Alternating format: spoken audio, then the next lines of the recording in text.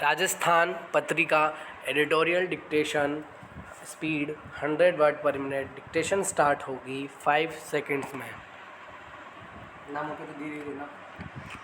Dictation start. Corona काल में यह खबर राहत देने वाली है कि जिन देशों में मामले तेजी से घट रहे हैं वहां अंतर्राष्ट्रीय यात्राएं बहाल करने की तैयारियां शुरू हो गई हैं। यह करीब एक साल से अस्त व्यस्त अंतर्राष्ट्रीय व्यवस्था के पटरी पर लौटने का संकेत है। इस सुखद खबर का दुखद पहलू यह है कि कोवैक्सीन की दोनों खुराक ले चुके भारतीय फिलहाल अंतर्राष्ट्रीय यात्रा नहीं कर पाएंगे। विभिन्न देशों के नए यात्रा नियमों के मुताबिक वही लोग अंतर्राष्ट्रीय यात्रा कर सकते हैं जो इन देशों की नियामक संस्था से मंजूर वैक्सीन या विश्व स्वास्थ्य संगठन की आपात इस्तेमाल की लिस्ट में शामिल वैक्सीन की दोनों खुराक ले चुके हों।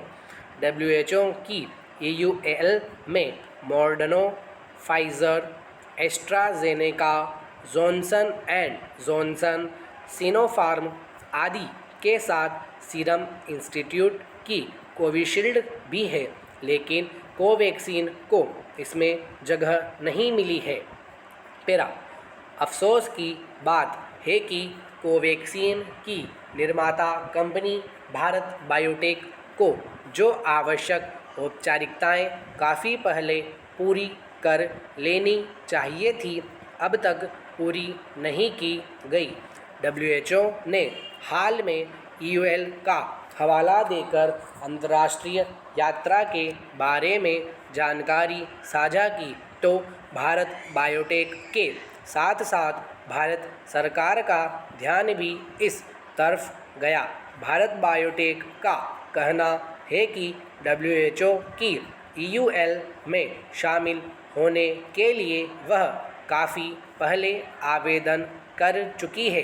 WHO ने वैक्सीन के बारे में और जानकारी मांगी थी, इसलिए प्रक्रिया अटकी हुई है। बेशक वैक्सीन के उत्पादन को लेकर कंपनी पर अतिरिक्त दबाव है, लेकिन वह मांगी गई जानकारी समय पर देकर EUL में अपनी वैक्सीन की जगह सुनिश्चित कर सकती थी। पेरा बहरहाल देर आयद दुरुस्त आयद। भारत सरकार अब भारत बायोटेक के साथ मिलकर इस प्रक्रिया को तेज करने में जुट गई है। विदेश सचिव हर्षवर्धन श्रृंगला सोमवार को भारत बायोटेक के अफसरों के साथ बैठक करने वाले हैं।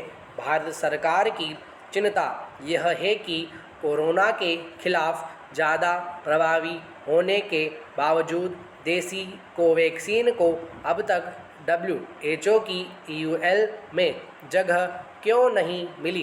भारत सरकार की कोशिश है कि कोवैक्सीन का नाम जल्द EUL में सुनिश्चित हो जाए ताकि भारतीय नागरिकों को नॉन वैक्सीन बताकर अंतर्राष्ट्रीय यात्राओं से वंचित नहीं किया जाए। EUL में शामिल होने के बाद दूसरे देशों में कोवैक्सीन के उत्पादन का रास्ता भी खुल सकता है। वैक्सीन पर WHO की प्री सबमिशन बैठक इसी महीने या जून में की है।